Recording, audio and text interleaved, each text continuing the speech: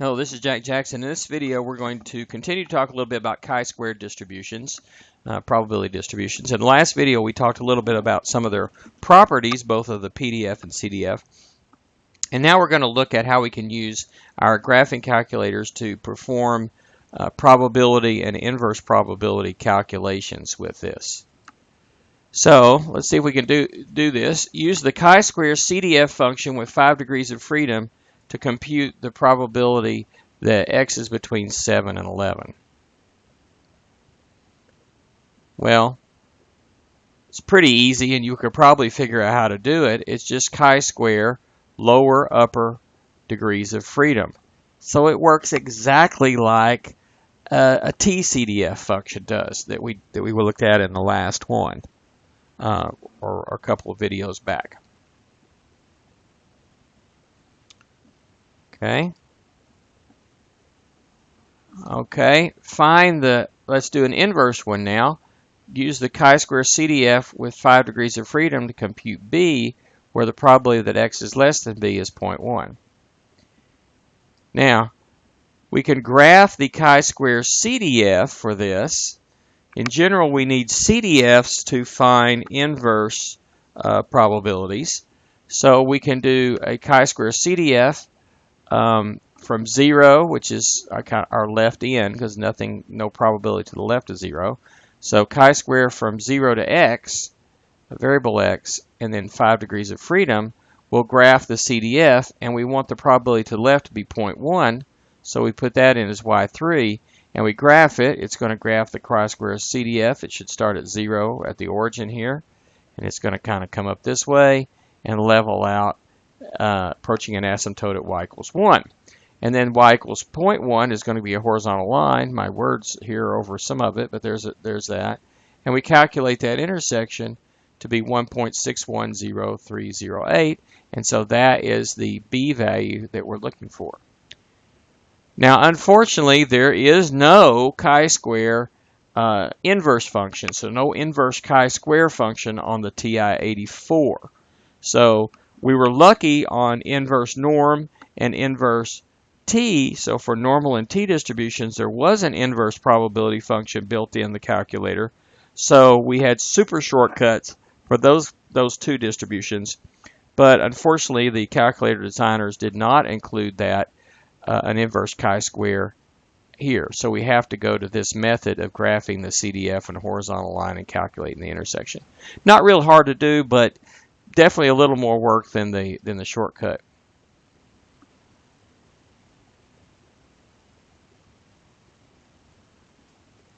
However, there is an inverse chi-square on the TI Inspire, and it works just like the inverse norm or inverse t does. You especially really like the inverse t, you give it the probability to the left and then the degrees of freedom, and out pops the answer that we need. So let me show you that actually in action. So when we go to here we go here. Well, there it is. I'll pull it up again. So you go menu, and then we go to probability distributions, and there's the chi-square PDF CDF, but there's also an inverse chi-square right there. When it says area, that means the area under the PDF curve to the left, which is actually the y value on the CDF curve, and it's also the probability to the left. So in our case, that's 0.01 or 0.1. And the degrees of freedom are just something you're told to identify which chi-square we're talking about. So that's 5.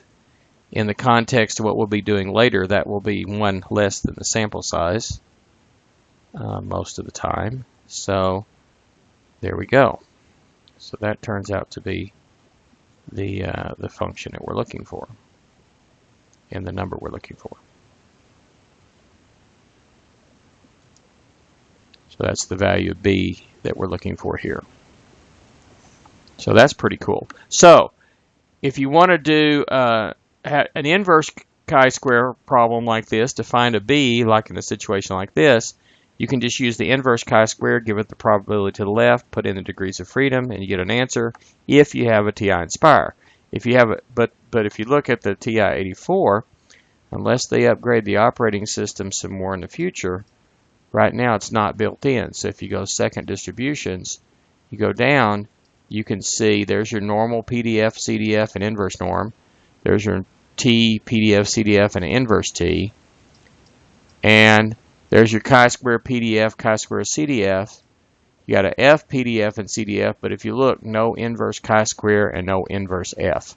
So for inverse probabilities for chi-square and F, we're going to have to graph them. But we know how to do this. Again, the way we do it, I'll go ahead and show you again. You have to go here and graph the chi-square CDF, which is actually number 8. Lower is going to be 0, upper is going to be a variable x. Degrees of freedom are whatever you're told. In this case it's 5. We paste that in there. We can draw our graph. Let's see. It's a CDF, so we can use our normal CDF range for y, negative 0.2, let's say, and then 1.1 there, marked off in 0.1s. And I think we already tried that 20 is a decent looking window there. And then you put your cumulative probability as y2, 0.1, and then you want to do a calc intersection. Now it's got a graph, so we have to wait on it. Not too long, but it's got to graph the chi-square CDF. Here it comes. Now if we've done this right, we should see it going from the origin on the sort of left corner there, and then going up toward the right corner, leveling off at y equals 1 on the right side. Then we get a horizontal line for the other one. Pretty easy here. Calculate the first curve, enter. Second curve, enter. And I can either type in a number here for a guess or just go over to it. I want to go over pretty close to it there and hit enter. And it should come up be the same number as this. Yep, it is. I can even quit and tell me what x is, and that's of course what we a few more digits there. And they are all agreeing with what we have here. This one has a couple more digits.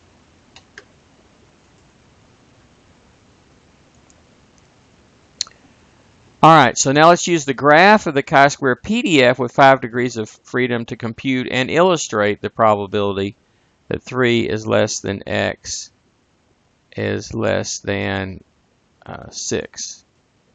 So we're going to shade the corresponding area. Now there's sort of two ways to do this. Sort of the harder way is the top row, and the bottom row is a shortcut.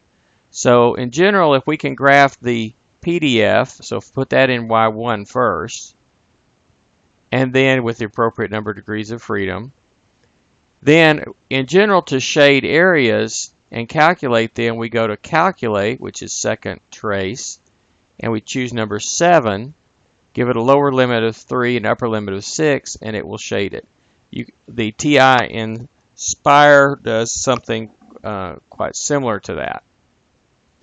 Okay, and then if you want to shade it here in the another way to get shading that's a little faster actually, does not require you to put anything in your y equals, so you could clear out everything in your y equals screen, and then go to distribution, which is second variables, second vars.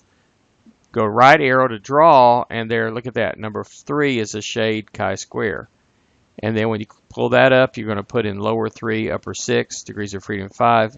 Click on draw, and it will draw it out. Assuming you got a reasonable looking window, this should look good. So that you draw that out, it will shade it, tell you what that area is, which is the probability. In this case, between 3 and 6. Lower is 3, upper is 6, so you can kind of see those limits there. And the degrees of freedom are 5. So those 4 things that it tells you are a little more information than this told you up here than the other way. And this is easier to work. So actually, if you just need a shade on a TI-84, at least you can do it that way. Now, if I want to do the same thing on an Inspire and actually shade it, let's go. Let's just put in a new. I'm just going to put in a new graphing window here. Okay, so let's fix some kind of window. So let's go from say 0 to, I don't know, 25 maybe, and say maybe I go basically 0, but let's go a little into the negatives. Let's go negative 0.2, and then we just need the PDF, so then let's go. Let's see if 0.6 will take care of it. All right, and so then we put in our formula, which is menu. Let's see, not menu. Let's see, wrong. Oh yeah, this is a little tricky to get this in. Now, if you know what it is, you can actually start typing. But chi-square is a symbol that's harder to get. So what I'm going to do is I'm actually going to go back to home screen if I can find one. There it is. And I'm going to do distribution chi-square PDF is what we want to graph. We want to graph that for x, and degrees of freedom were 5 in this example. And this is what we want to have it graph. So I'm going to take that and copy it. Control C. Now I'm going to go back to where I was doing the graphing. If I get over there, got a bunch of screens open here. Let's see if I can go down to the end.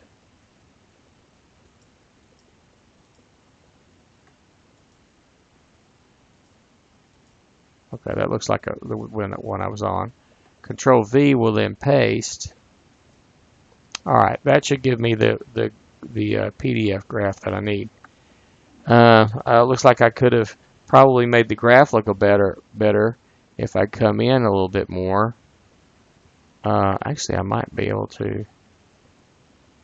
But Inspire, you can actually just do things like this.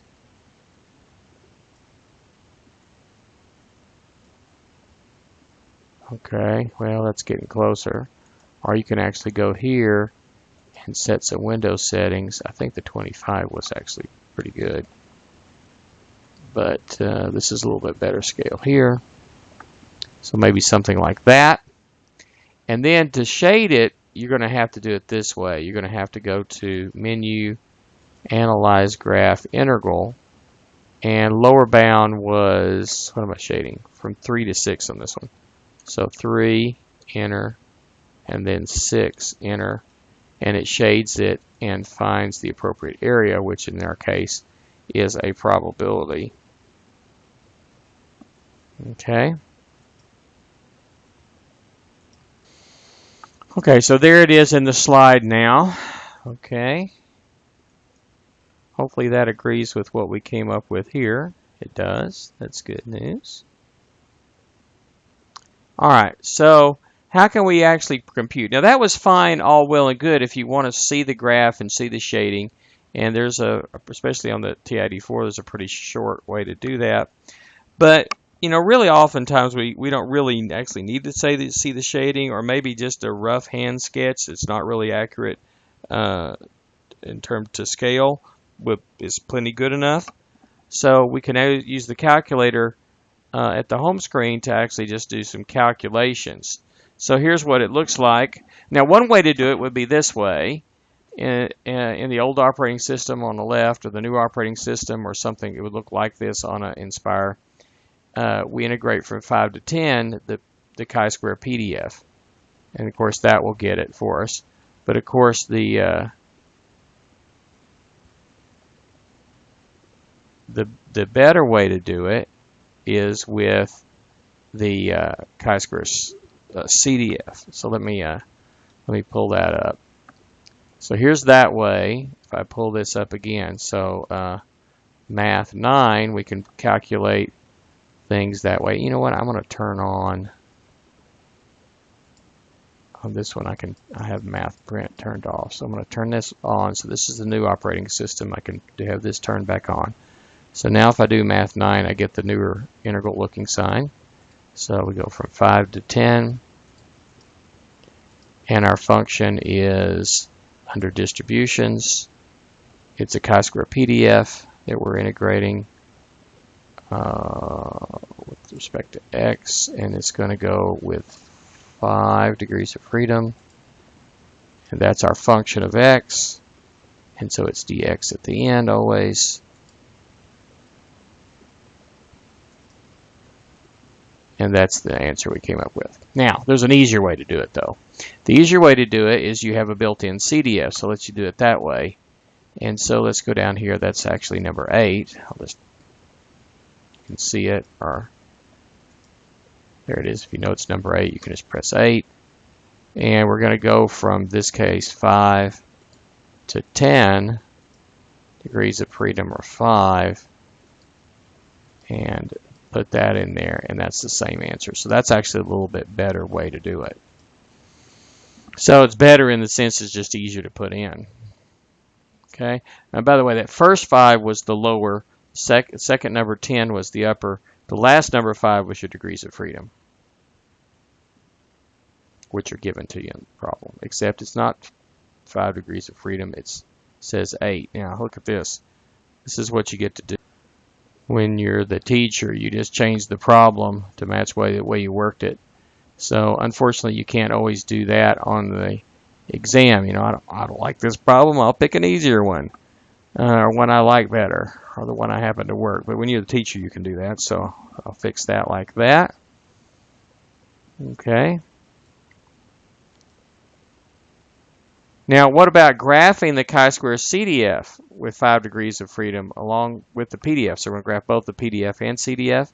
Well, there's the PDF, chi-square PDF, x5, chi-square CDF 0 to x5.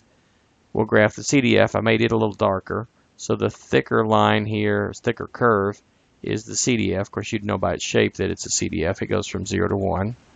And then the PDF goes from 0 up and then back down to 0 again.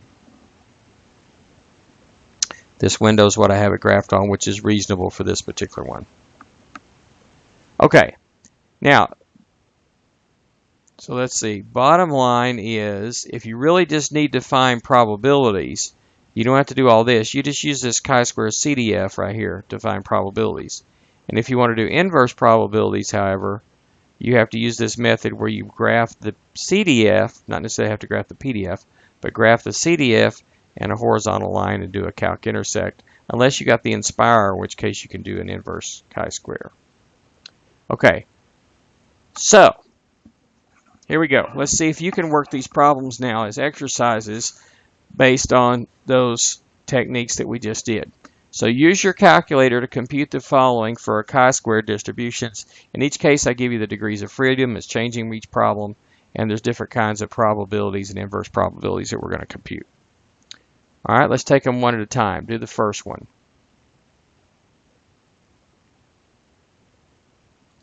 Okay, so here's the first problem. See if you can find this yourself. Find the probability that x is less than 6 from a chi-square distribution with 9 degrees of freedom. Work this out with your calculator. Come back when you're done. Press pause now.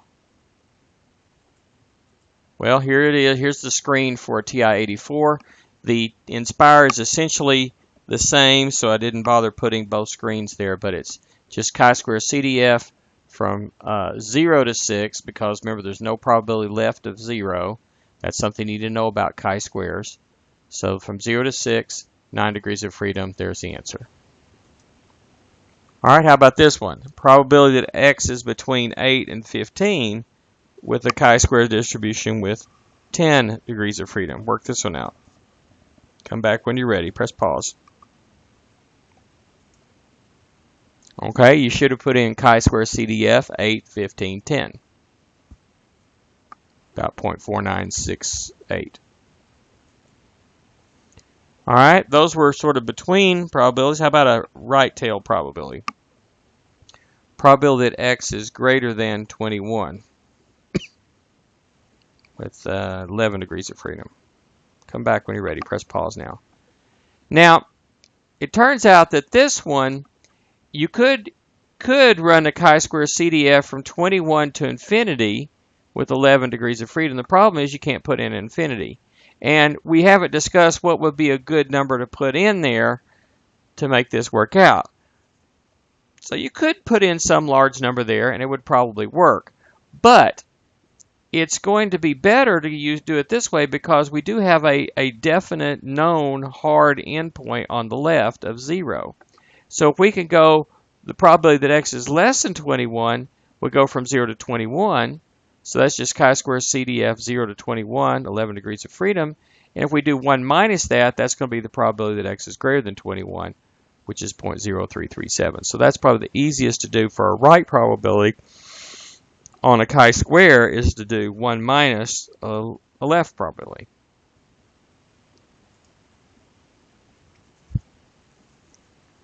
All right, now we got an inverse one here.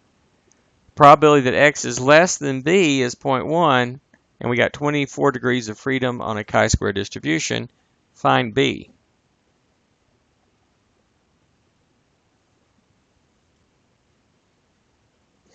Okay, what is b? Okay, well, unfortunately, there is no inverse chi-square on the TI-84. There is on the Inspire, so that's pretty easy to do this on the Inspire. We know the probability to the left is 0.1, so it's just inverse chi-square 0.1. You have to give it the degrees of freedom is 24 as well, so you get 15.65868, etc. The way to do this on the TI-84 is you let one of these guys be chi-square CDF, again running from 0 up to x with the degrees of freedom. You let one of the other y's here be the probability to the left, the constant 0.1, so it's a horizontal line there.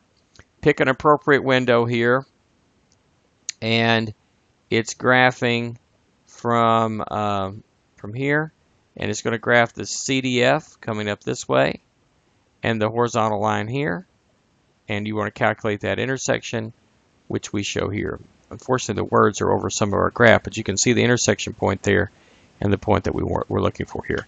Let me actually just show that to you one more time on an actual calculator screenshot. So what you want to do is go to here.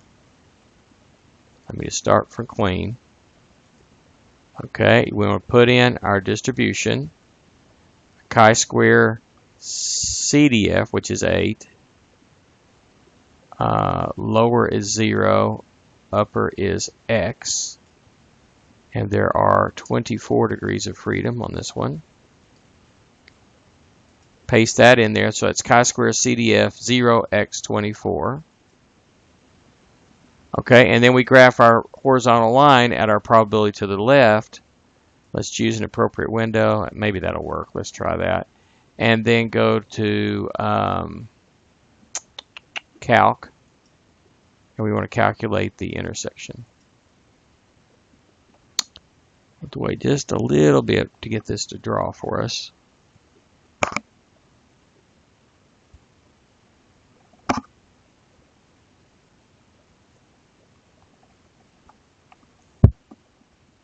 May not have a good window. This is growing pretty slowly here, and now it's starting to pick up. Well, it's not a good window, but it does show the intersection, so I can make it work. As long as I get the intersection, this works. But a better window would be further to the right, so we can see this coming up and leveling off. Looks like I went out 48 here. But I'm going to go ahead and finish this. First curve is there, second curve is there. And for this particular number calculation, I don't really have to have a great graph. I just got to be able to see the intersection point. And there it is. Okay, which is the same as this guy. Same thing. Again, a better choice of window would have made the graph look a little better. Okay, so here's another one. Last one was a left probability that we knew, and we had to find the corresponding x. This one is a right probability of 0.01. We know it's a chi-square distribution with 19 degrees of freedom. Find the x value, the b value. Well, come back when you're ready. Press pause. Well, in this case, the x is greater than b is 0.01, so the x is less than b is 1 minus that, which is 0.99. So we do it the same way as the last one. We let y be 0.99 with the other y. Like I'm using y2 and y3. You could use y1 and y2. But one of them is chi-square CDF 0x19 this time for the degrees of freedom. And the cumulative probability, the probability to the left, is 0.99. Graph that horizontal line and the curve, calculate the intersection point, and there's our 36.19 is what we're looking for. That's the value of the B. Now, you can find the same thing the same way on a Inspire if you want, but it's a lot easier on the Inspire because you can just push inverse chi-square, put your 0.99, your 19, and out pops the answer with the pretty easy work. Okay, so that shows you how you can do some calculations of probabilities and inverse probabilities with a chi-square distribution.